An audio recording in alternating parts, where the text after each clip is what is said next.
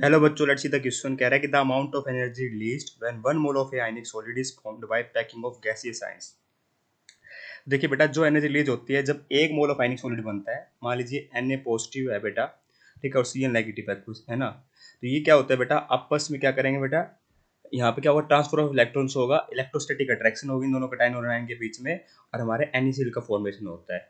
ठीक है, तो जो अमाउंट ऑफ एनर्जी रिलीज होती है बेटा इस NaCl को फॉर्म करने में, उसको बोला जाता है बेटा मेरा लैटिस एनर्जी। ठीक है, तो amount of energy release when 1 mole of ionic solid, ये आयनिक सॉलिड है बेटा, फॉर्म होता है गैसियस आयन। ये गैसियस आयन की फॉर्म में कह सकते हो या एक्वस आयन की फॉर्म में भी कह सकते हो, दोनों तरह से चलता है बेटा ये। ठीक है, और ये क्या होता है बेटा मेरा, इसको कहलाते हैं लैटिस एनर्जी। तो लैटिस एनर्जी को इस तरीके से डिफाइन भी किया जा सकता है कि the amount of energy release when 1 mole of crystal lattice is formed, है ना। या फिर आप कह सकते हो ionic solid is formed by packing of gaseous ion. तो option number third perfectly correct है। लैटिस एनर्जी की बिल्कुल करेक्ट डेफिनेशन दे रखी है बेटा। आयनिक एनर्जी का मतलब समझे तो इसका मतलब होता है the amount of energy required to remove the electron from an isolated gaseous atom. ठीक है, और सोल्यूशन एनर्जी का मतलब समझे तो बेटा इसका मतलब होता है the amount of energy released when 1 mole of compound is hydrated.